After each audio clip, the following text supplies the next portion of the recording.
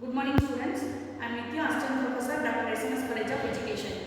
இன்னைக்கு கிளாஸ்ல நம்ம என்ன டாபிக் பத்தி பார்க்க போறோம் அப்படினு பாத்தீங்கன்னா காடுகள் அழிக்கப்படுவதால் ஏற்படும் விளைவுகளை பத்தி பார்க்க போறோம். சரிங்களா?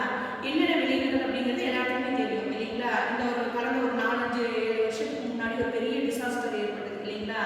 அதனால வந்து நிறைய வாழ்வாதாரங்கள் பாதிக்கப்பட்டு நிறைய மக்கள் போக்குவரத்து இல்லாம நிறைய ஸ்கூல்ல கோயில்ல இந்த மாதிரிலாம் போய் அவங்க வந்து தங்கி இருந்து அவங்களுக்கு வந்து மறுபடியும் அரசாங்கம் அவங்களை வந்து மீட்டெடுத்து கொண்டு வந்தாங்க இல்லைங்களா? இதெல்லாம் எதனால ஏற்படுது அப்படின்னு பார்த்தீங்கன்னா எல்லாருமே இப்போ வந்து என்ன பண்ணிட்டாங்க அப்படின்னு பார்த்தீங்கன்னா மணி சார்ந்த வாழ்வாதாரங்களை நோக்கி போறாங்க இல்லைங்களா?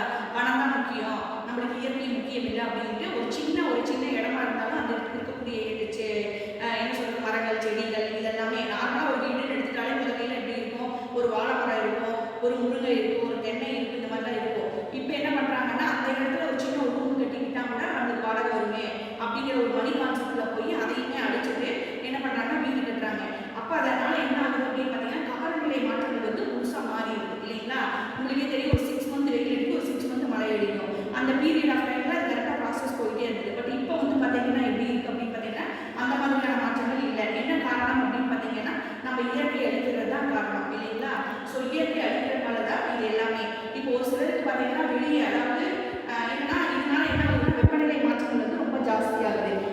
சூரிய ஒளி பட்டாலே வந்து ஒரு சிலருக்கு வந்து ஸ்கிரீன்ல ப்ராப்ளம் வந்து கொப்பளம்